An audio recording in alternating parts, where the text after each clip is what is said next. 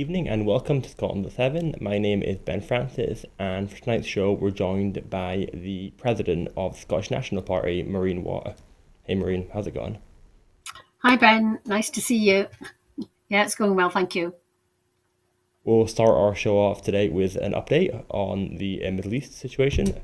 At least 49,617 Palestinians have been killed and 112,950 injured in Gaza since the 7th of October attacks in 2023, according to the Gaza Health Authority.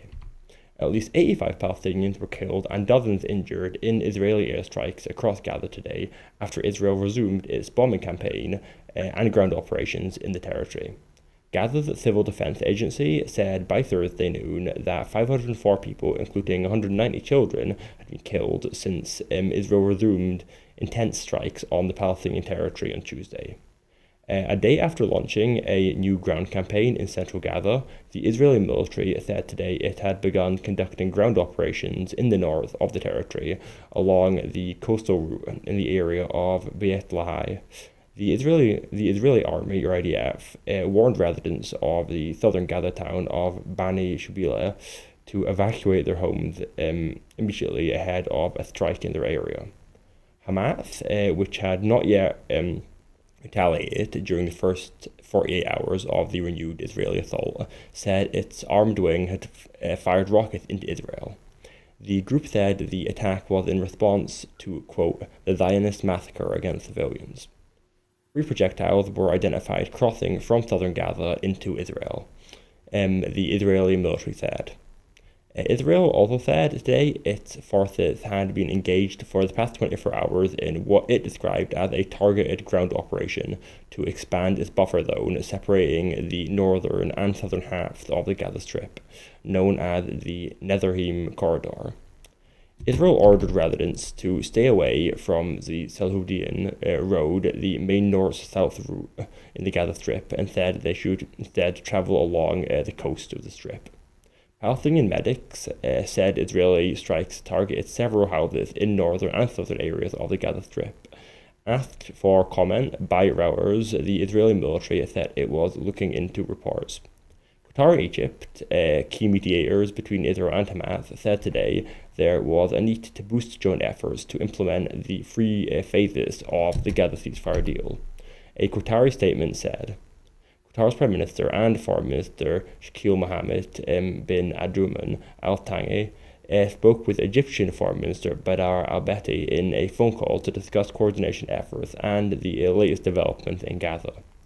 Rescuers also pulled a 25-year-old baby girl, a 25-day-old baby girl, alive from the rubble of her home in the city of Khan Yunis after an airstrike killed her parents and brother. Israeli police deployed a water cannon and made several arrests today as protests against the Prime Minister Benjamin Netanyahu's move to oust the head of the Domestic Intelligence Service flared for a third day in a row. Thousands of Israelis have joined anti-Netanyahu demonstrations with opponents of the move to sack Shin Bet head Ronan Bar, joining forces with protesters angry at the decision to resume fighting in Gaza, breaking a month-old ceasefire while 59 Israeli hostages remain in the Palestinian territory. The UK's Foreign Secretary, David Lammy, confirmed that a British national was injured in an Israeli attack on a UN compound in Gaza on Wednesday. 5 staff members of the United Nations Palestinian Relief Agency, UNRWA, have been killed in the past few days, the agency's commissioner, General Philippe Lazarne, said today. So, Marine, I guess broadly in that story, how do you think peace can actually be achieved in the Gaza Strip? How do you think what players would have to come together, and how would it work? Because currently this ceasefire doesn't seem like it's achieving much.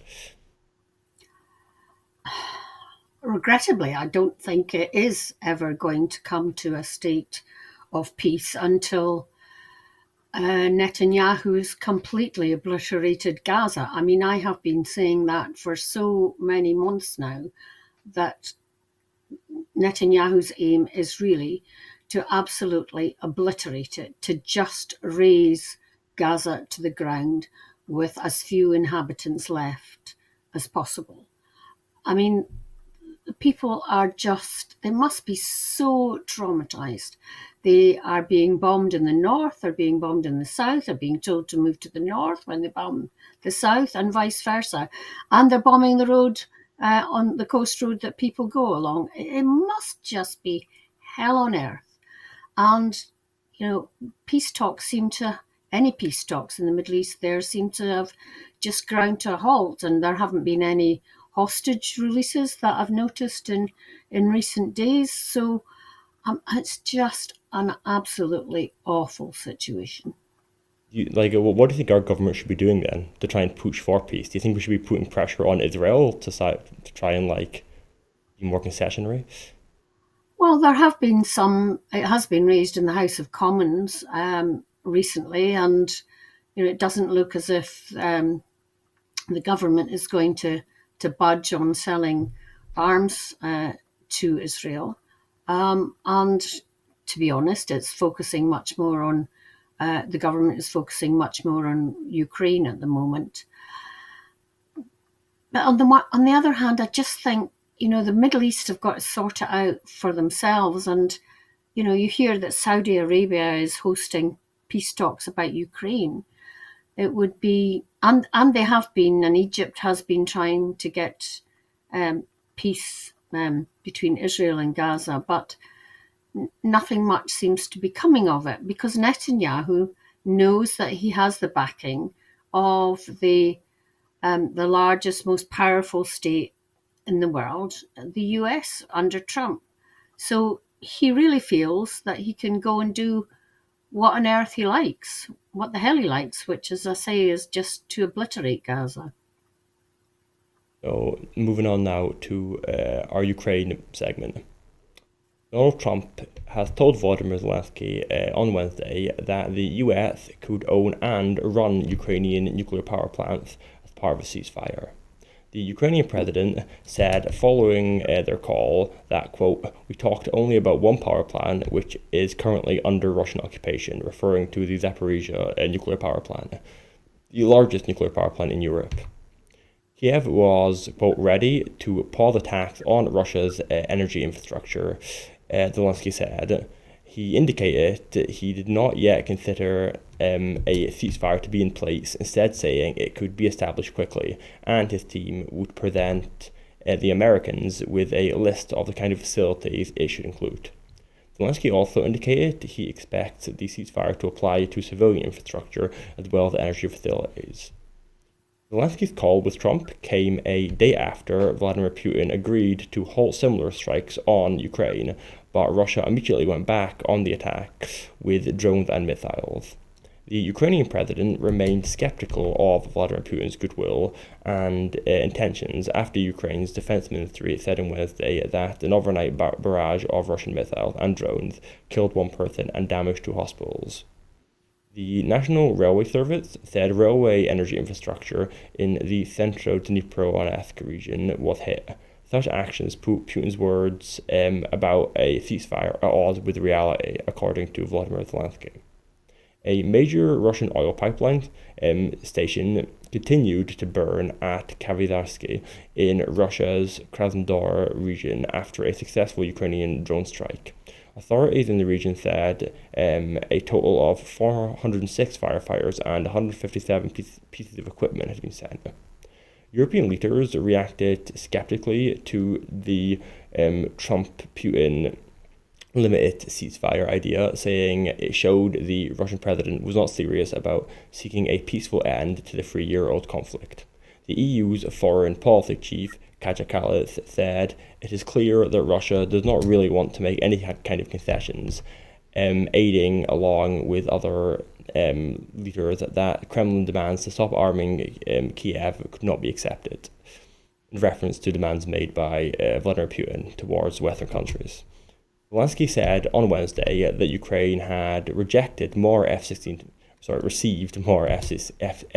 fighter jets. Quote, "Several F-16s have flown to Ukraine. I'm not going to tell you how many," Zelensky told reporters. Kallas, the EU chief, also said she would present a proposal to European leaders gathering in Brussels on Thursday to provide Ukraine with 2 million rounds of large caliber artillery ammunition, according to alerts seen by Reuters news agency. The EU executive has meanwhile launched a push to buy more weapons in the bloc and from allied countries rather than from the United States. Jennifer Rankin writes, the UK, US, and Turkey will be excluded from defence contracts funded by a €150 billion EU loan programs unless they sign a security and defence partnership with the European Union. The €150 billion loans scheme will be open to EU member states as part of a massive surge in defence spending, but 65% of the costs of equipment funded must come from suppliers in the EU, Norway, or Ukraine. The rest could be spent in non-EU countries with a security agreement. The European Union should fund Ukraine's ascension to satellite services from EU-based commercial providers, the European Commission said in its white paper on the future of European defence published on Wednesday. Ukraine's military has been heavily dependent on Elon Musk's Starlink, but there have been veiled threats it could be cut off unless Ukraine accepts a peace deal with Russia. So, Maureen, on that story generally, what do you think of the Europeans' position on the conflict? Well, I think, to be fair, it would seem from what you can gather, they're meeting a lot to move forward. And I think that Europe genuinely or some of the countries anyway, are genuinely trying to, as quickly as possible, step up to the plate to replace help or aid that has been withheld by the US. So I think in terms of weaponry, as you said, there definitely others trying to step into the breach. In terms of the negotiations, I just think Vladimir Putin is just laughing at Donald Trump, and talk of protection of power plants to me just seems fanciful in the present situation. So it's difficult, I think, to know today exactly how this is going to pan out. But, Vladimir Putin has certainly got the measure of Trump, I think. And with Trump, you don't know from day to day or hour to hour what his plans are. So maybe he's keeping things close to his chest, but it is difficult to see. And in terms of, Europe, maybe sending peacekeeping forces or whatever. I think it's a bit too early to say, I think. But I'm still thinking peace is still a long way off. And the numbers that are being killed daily, I don't know if it really is 2,000 people on each side, soldiers on each side daily, but that is a huge loss of life. Yeah. So it really does need to be finished soon. I don't think Ukraine should give up anything that's being talked about at the moment. The deal is the art of negotiation. So, detailed negotiations really need to start. Yeah. Letter by letter, line by line, letter by letter. Yeah. We're not anywhere near that yet. Yeah. Or maybe Trump thinks that doesn't have to happen, but I really do think it does. Do you think that the European nations are serious about obtaining a negotiated settlement? Because I guess on one hand they have been saying that they want this sort of this peacekeeping force, and that will be a big part of their peace deal, and their rhetoric has shifted more towards peace. But on the other hand, they seem to be saying they're going to be spending maybe more money, giving more, replacing the US's role to effectively try and keep propping up Ukraine if the US drops out. So I don't know, what do you make of that? It seems a bit contradictory, the Europeans' rhetoric. On one hand, they are talking more about peace because Trump is, but on the other hand, their proposal seems to be, I guess, just as harsh as it ever was towards Russia.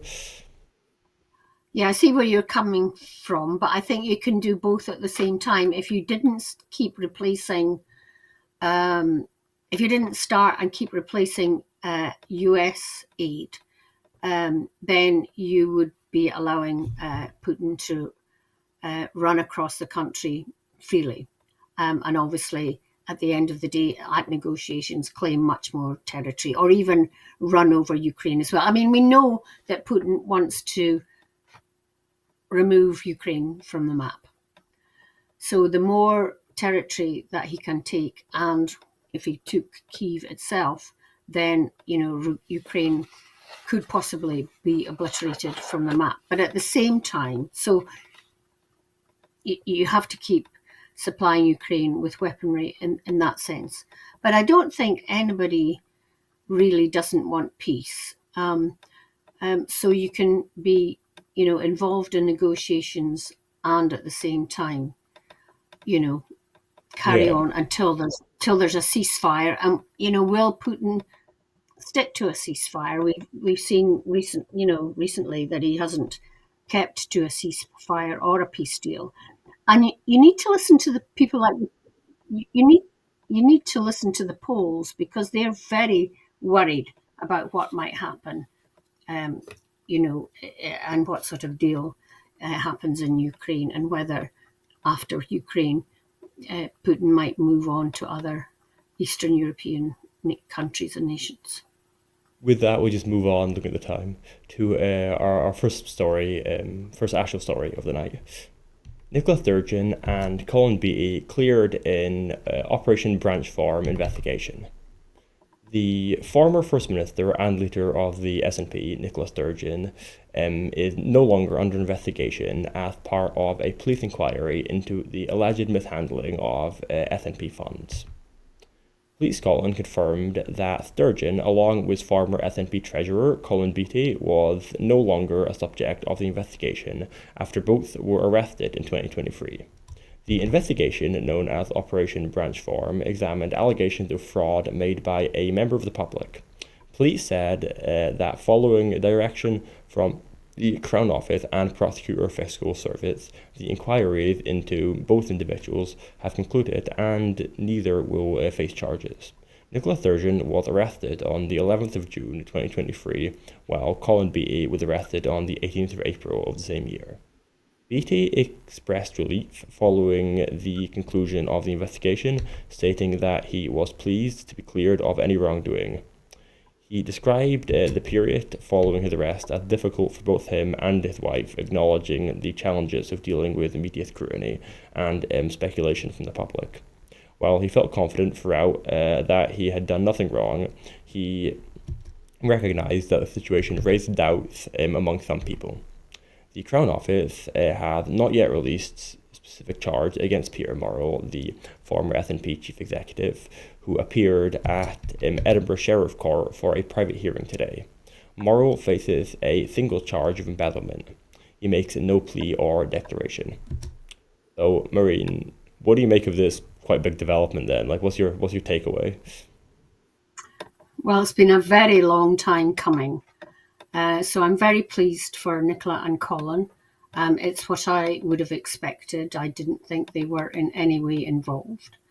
There's probably very little we can say in terms of the charge, but I suppose the police and the Crown Office had to be seen to be doing something. So I hope the trial date is set quickly and that the whole thing can come to a conclusion quickly. I think the Scottish National Party is obviously the victim here, and I think that's not generally thought of or known or conveyed by the mainstream media. So, I would like to see a speedy resolution to all of this. It's been a very sorry part of the SNP's history. Do you think that this has hurt the party? Because obviously he's dropped in the polls a bit recently. Do you think this is because of it? Because a lot of people have pointed to this, but or do you think it's more of a broader issue? I think it's very unsettling for the public. I think it's very unsettling for party members. Clearly, it's led to a number of party members' resignations. But yes, and as I say, the quicker that it's over with, the better, because I think that people are returning to support the party when they see what an awful job Labour are making at Westminster, and can see that John Swinney definitely is getting a grip of things and is improving the situation in Scotland. Well, I think that Labour reference is a good segue to our next story, which is Rachel Reeves to announce biggest UK spending cuts since Tory austerity. Next week, Labour's Chancellor, Rachel Reeves, will announce significant spending cuts in her spring statement, marking the biggest austerity measures since 2019. The cuts are expected to impact vital public services and come amid a growing budget deficit. Reeves is set to inform MPs that Whitehall budgets will face billions of pounds in reductions over the next 4 years, with some governmental departments facing cuts of up to 7% of their budgets.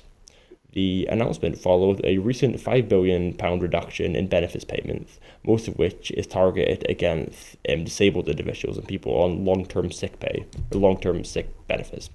The Resolution Foundation think tank has warned that some disabled people could lose nearly £10,000 every year by the end of the decade due to the change brought upon by the Labour government. Although Reeves had originally planned a straightforward update on the economy, the UK's sluggish growth and rising borrowing costs have forced her to revise the approach. Labour has attributed the economic struggles to global factors, as governments always do, while the Conservatives blame last November's tax hikes on businesses for the downturn. The SNP has sharply criticised the Labour government's decision, accusing it of imposing austerity measures that will worsen public services and impact household incomes. Dave Dookin, the Scottish National Party's economy spokesperson, has condemned the Labour Party for betraying voters who were promised no return to austerity. Dookin argued that these cuts will hit families and communities across Scotland and the United Kingdom, citing reductions to the winter fuel payments, disability benefits, and welfare as evidence of Labour's broken promises around austerity. The cuts have sparked further concern from experts, including the Institute for Fiscal Studies, or the IFS, which has warned that the reductions will negatively affect public services. The IFS noted that despite slower cuts compared to previous austerity periods, the scale of the reductions could still lead to adverse consequences. As the Chancellor prepares to unveil these cuts, the UK faces increasing tension over the future of public services, with critics arguing that the austerity era has returned under Labour's leadership. So, Maureen, what do you make of the story in general, and how do you think it's going to impact Labour's popularity? It is absolutely disgraceful that Labour is moving on to reforms agenda. I mean, who would have believed it, that the Labour Party would be adopting such right-wing policies? It really is unbelievable. And to say that there would be no austerity under Labour, this is like austerity on steroids. I mean, it's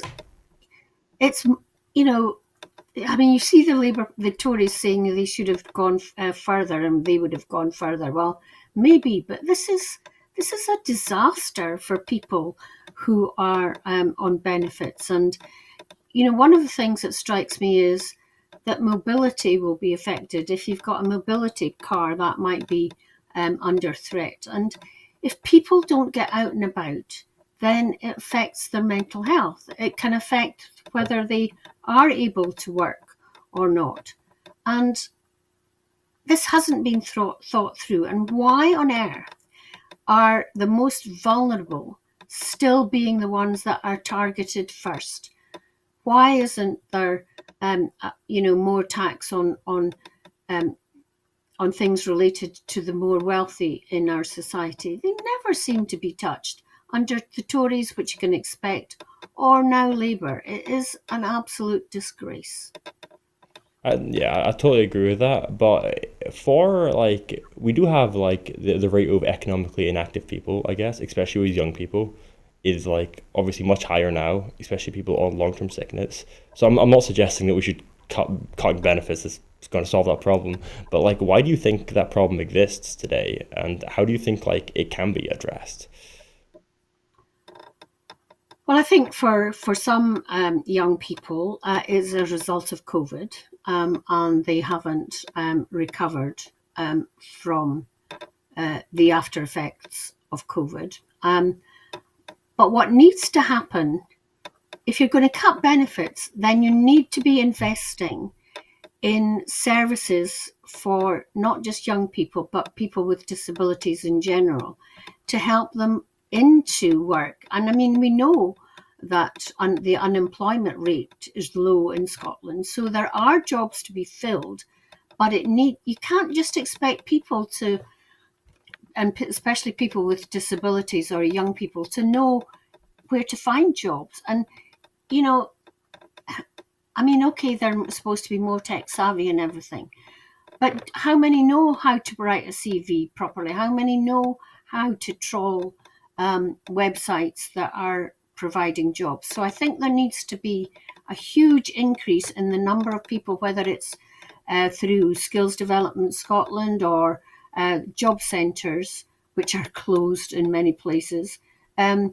to be helping people back into work. You can't just expect people to immediately be able to find the work that's going about.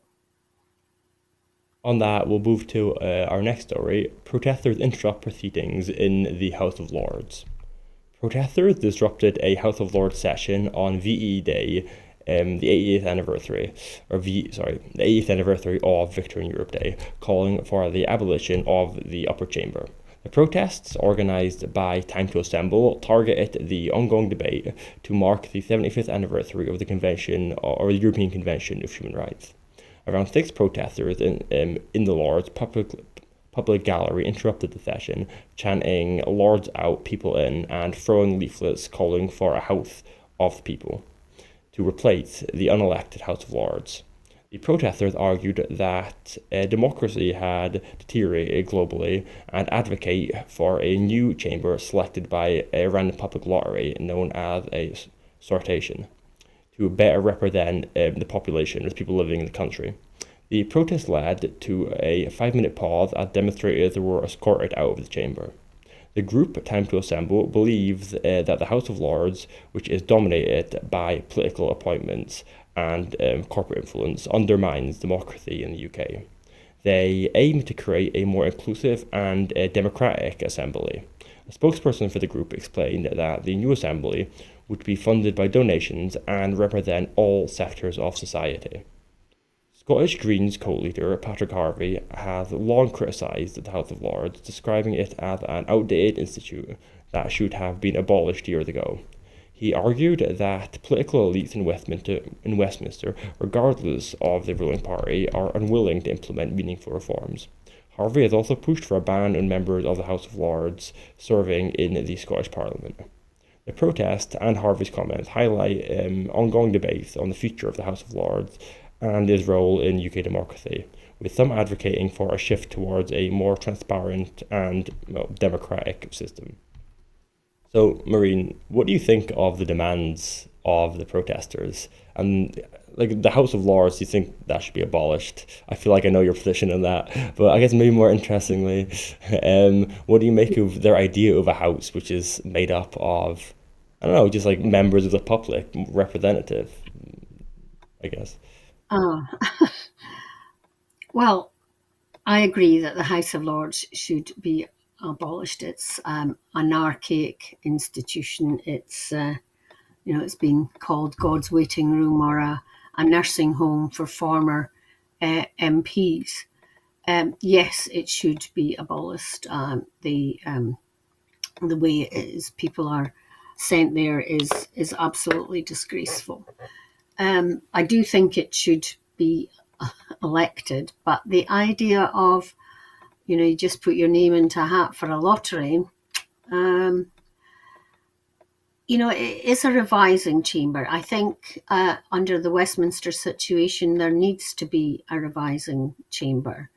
In Scotland, the COSLA and local authorities, and the fact that we have a very strong committee system scrutinising legislation compared to Westminster means that they need a second chamber.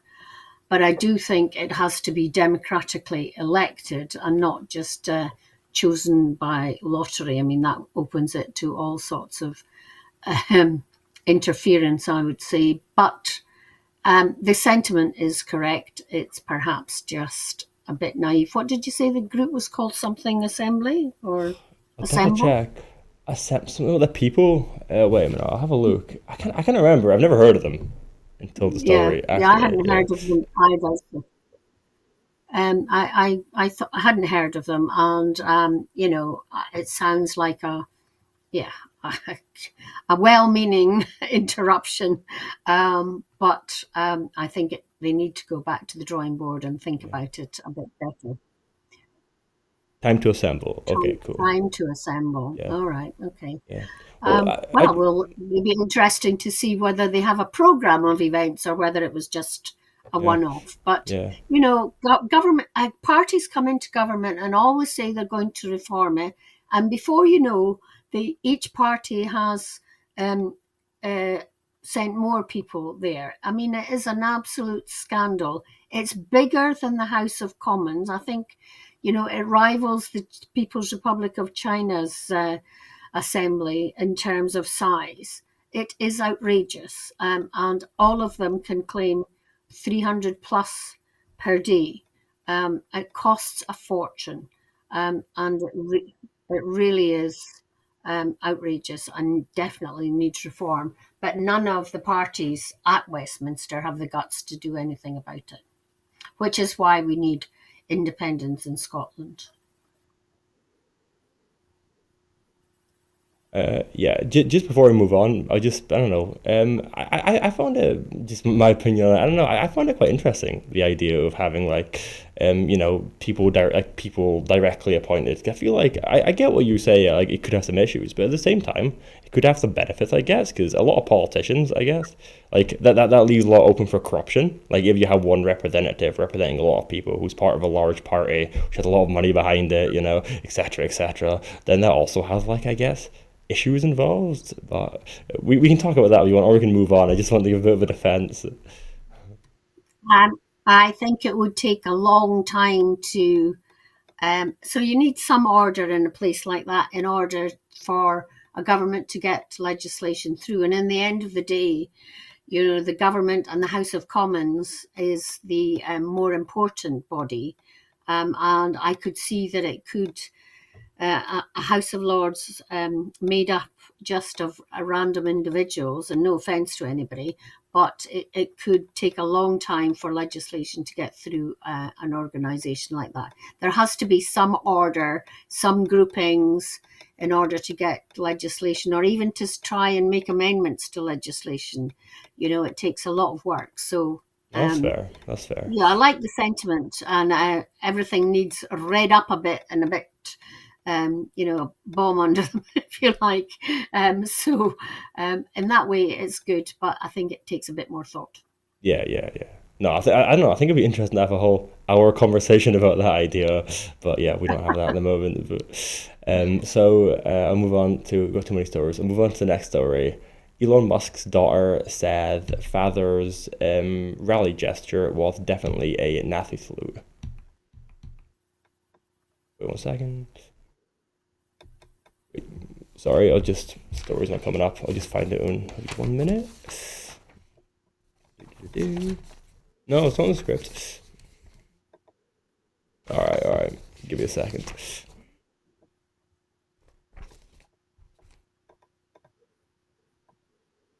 So luckily I have paper scripts, so it's fine.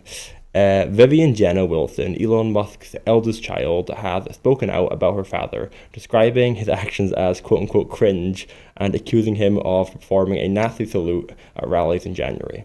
Wilson, 20, criticized Musk's behavior during an interview with Teen Vogue, her second public conversation since denouncing her father last year. She described Musk's recent actions in the federal government as troubling, labeling his salute as a quote Nazi salute and calling it fucking insane. Wilson's comments follow a complicated history with Musk, who she claims was largely absent from her life and unsupportive during her transition as a minor. The controversy began in 2022 when Musk claimed he was tricked into allowing his then 16-year-old daughter to receive gender-affirming medical care. Musk later publicly stated that he had, quote, lost his son due to transition. Wilson, in response, legally removed Musk from her name, emphasizing that she no longer wished to be connected with him. She has also stated that her father was emotionally distant and quick to anger. Currently studying in Tokyo, Wilson has become a vocal advocate for trans rights, particularly in raising awareness about gender-affirming care for minors. He expressed concerns over increasing legislation targeting the transgender community, stressing the importance of support for those transitioning, especially through puberty blockers. Wilson's relationship with her father remains strained, with her mother, Justine Musk, offering support throughout her transition. Although Musk plays a prominent role in the Trump administration, Wilson remains focused on advocating for trans rights and has distanced herself from his influence. So, Maureen, what do you make of the statements from his daughter, and what do you think that salute was? What do you think it meant? Do you think it was a nasty salute?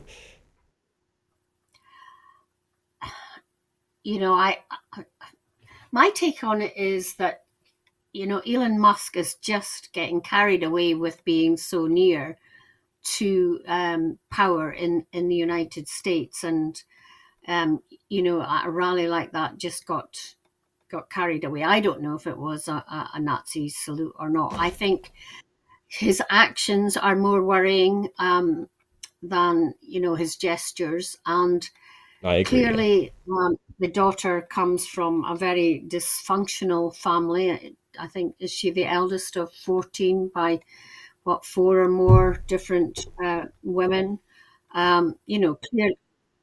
Clearly Musk has got problems, behavioral or learning problems, and perhaps that has been has influence on family members. But I feel sorry. I feel sympathy with the daughter. I'm glad that she's away from the United States and studying in Tokyo, where she probably gets some anonymity. Probably should be best not to say anything at all and just get on with her life. But no doubt she's hounded by the press. So poor girl. I know, it's quite a sad situation. I feel bad. I know, but looking at the time, we'll move on to our next story because we're running a little bit behind. Legal campaigners say Greenpeace's North Dakota verdict is weaponization of the legal system. A North Dakota jury has found Greenpeace liable for $660 million in damage to Energy Transfer, the company behind the Dakota Access Pipeline, following protests in 2016 and 2017. The verdict, announced on Wednesday, holds Greenpeace responsible for defamation and other claims. It has sparked significant concern amongst advocates for the group who argue the ruling represents an attack on free speech and the right to protest. Several organizations, including the Center for International Environmental Law and Client Earth, have condemned the decision, describing it as a deliberate attempt to silence critics of the fossil fuel industry. The case revolves around protests by the Standing Rock tribe, who opposes the Dakota Access Pipeline due to concerns about land and water security. Greenpeace, a partner to the tribe, supported the protests, which were largely peaceful. Legal experts have described the case as an example of a SLAPP lawsuit, strategic lawsuits against public participation, which are designed to intimidate and financially burden activists, journalists, and anybody trying to push something politically effectively. The verdict has been criticized as part of a broader trend of large corporations using the legal system to suppress dissent and silence environmental advocacy.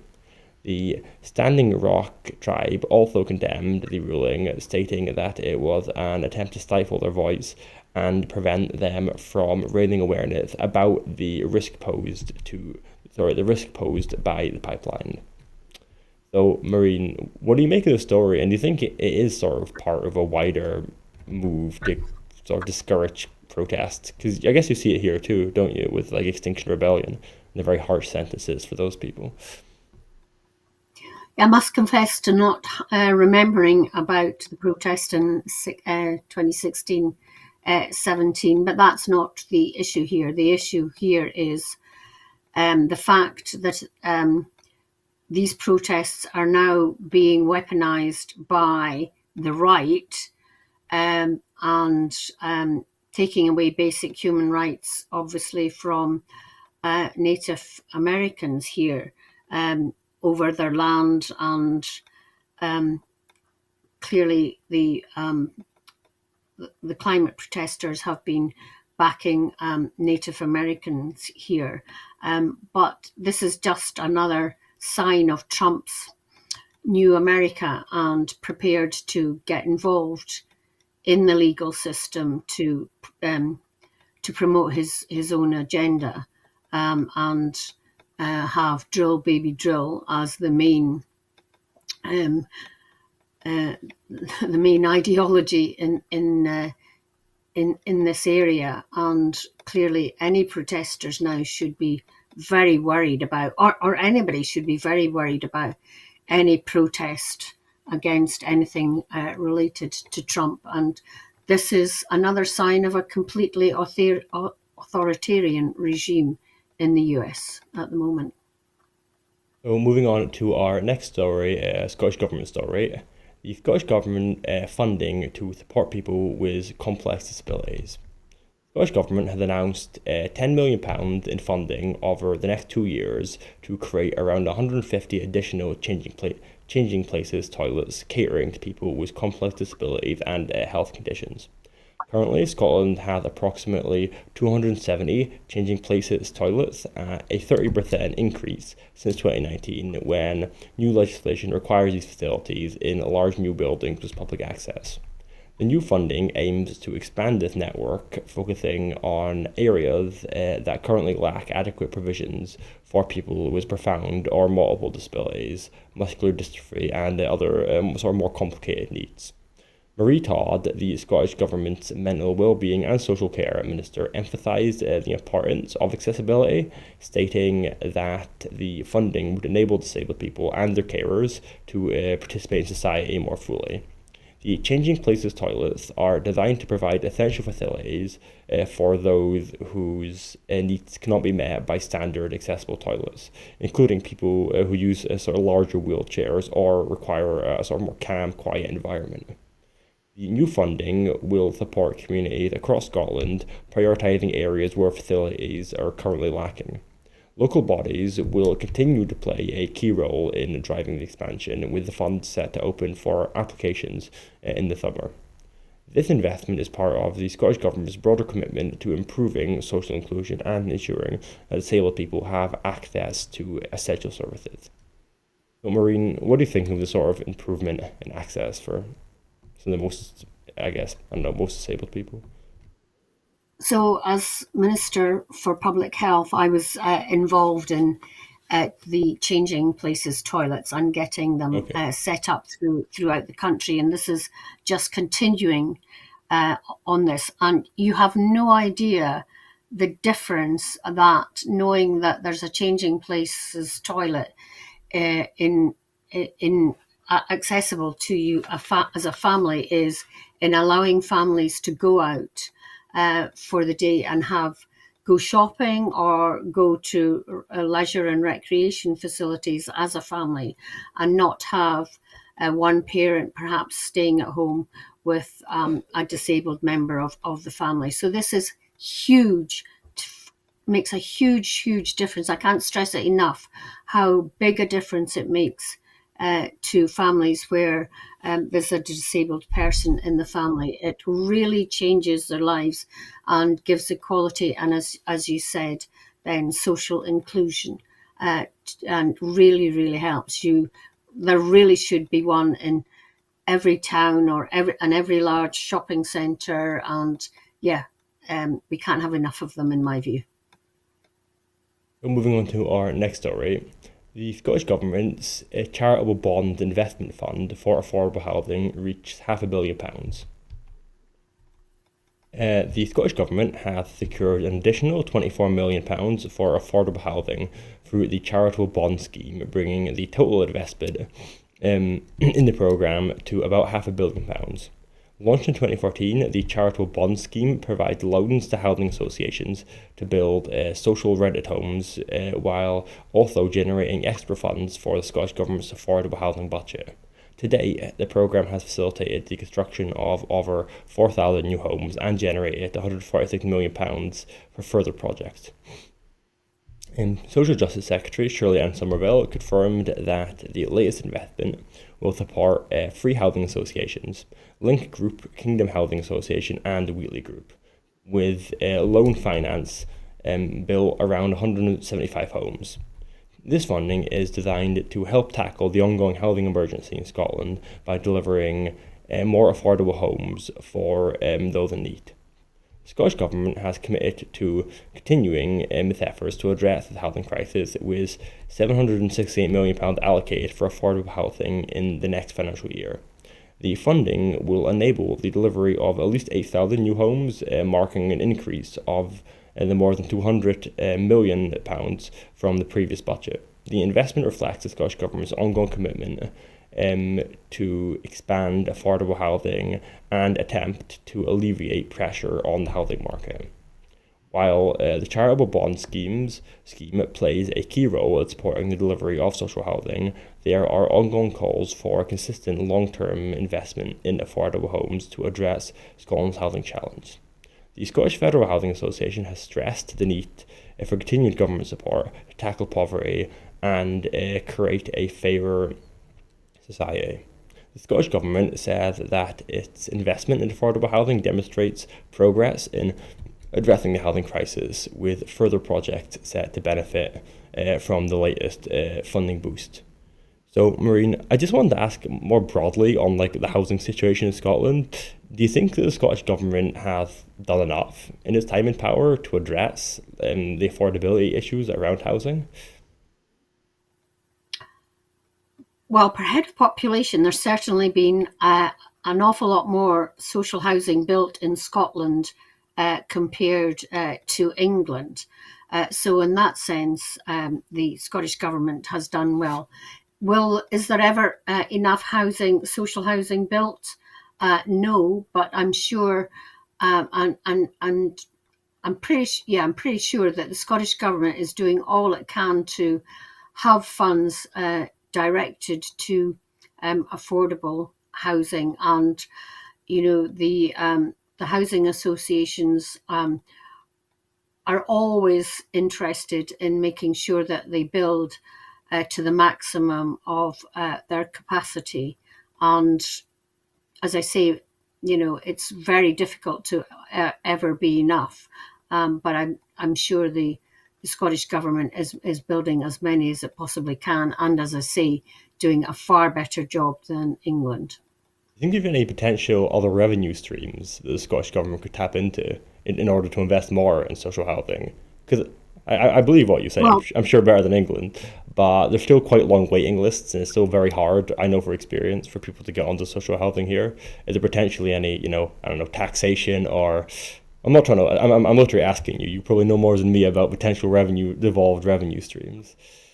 so I think the Scottish Charitable Bonds is, one of the schemes that allows, funding not directly from the Scottish Government budget. So it's obviously the bonds have been invested and the profits are going into this scheme. And £500 million is a hell of a lot of money.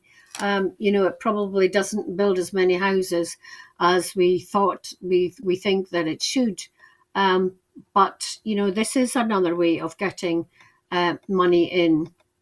And there's still other ways that we can build affordable housing, making sure that the builders reach their quota of, think of it's 20% of any development of a particular size should be affordable housing. So, and then of course councils can build housing, affordable housing too. So, are there other schemes that can be thought about? Well, if we're an independent country and had a sovereign oil wealth fund, then we could be building more houses. We could be doing the same for renewable energy. And there is a fund being set up, but it's early days of it, because of the huge potential of renewable energy in Scotland. But it'll take a while to reach a stage where it can be dispersing funds. I think you could create a higher quota as a policy, potential policy, to make these housing associations instead of just 20%, or that not within No, your no, I power. don't know. Housing associations are all affordable, or should all be affordable housing. But when private and builders are building houses, Yeah, their quota is 20%. And could we make it more? I'll tell you, it's a huge job to get them to stick to the 20%. They're always trying to find ways of reducing that 20%, and saying, oh, we can't afford to have 20% of it. We don't get profit and all this kind of stuff. It is really difficult for local councils to get them to adhere to it. There's all sorts of problems with the private house building sector, but even getting 20% is really difficult. do you think more radical action should be needed though, around the 20% mark, for example, and rent controls is another example, because most the rent in cities has went up immensely in the last 10 years.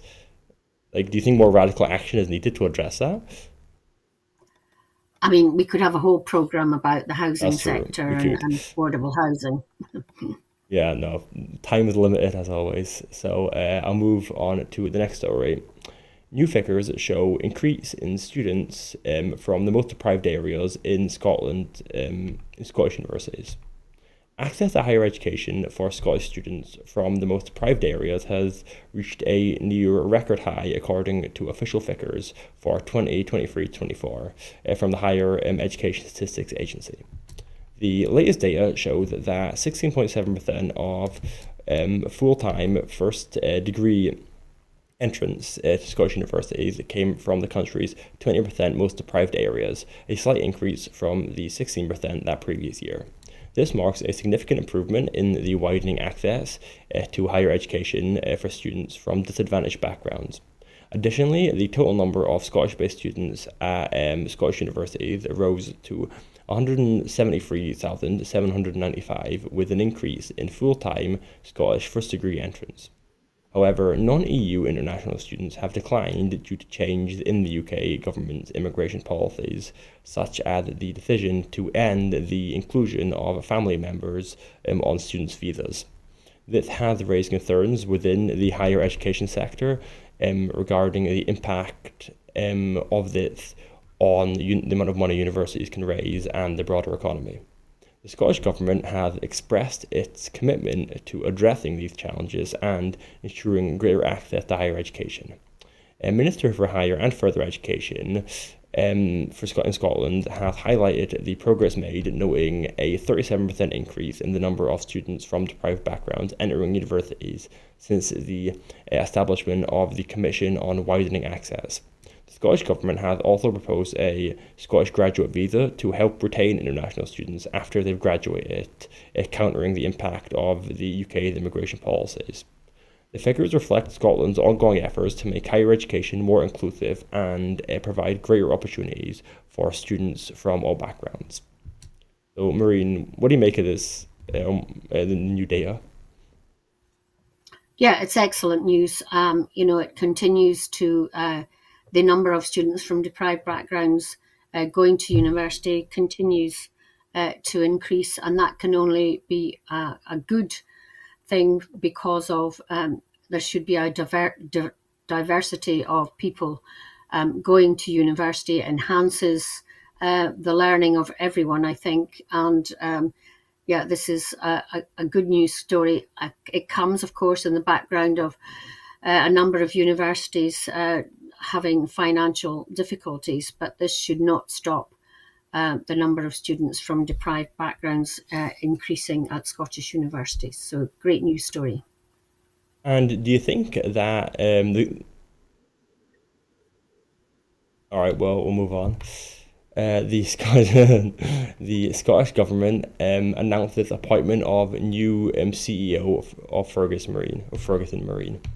Ferguson Marine Port Glasgow has appointed Graham Thomas as its new Chief Executive Officer, effective 1st of May 2025. He replaces interim CEO John Perricu. Thomas joins Ferguson Marine from Babcock, where he served as Programme Director overseeing the Type 31 Royal Navy frigate programme. With over 20 years of experience in shipbuilding, construction, and energy sectors, he has a strong background in managing complex programs and leading operational improvements. Before Babcock, Thomas held senior roles at Ledcar, Seaspan Shipyards, and BAE Systems. His appointment comes at a crucial time for the company. One of his key priorities will be overseeing the delivery of the Calmac ferry MV Glen Rotha and ensuring the yard's long-term sustainability.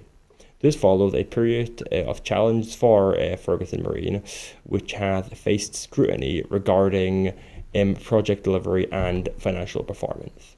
So, Maureen, what do you make of this new appointment?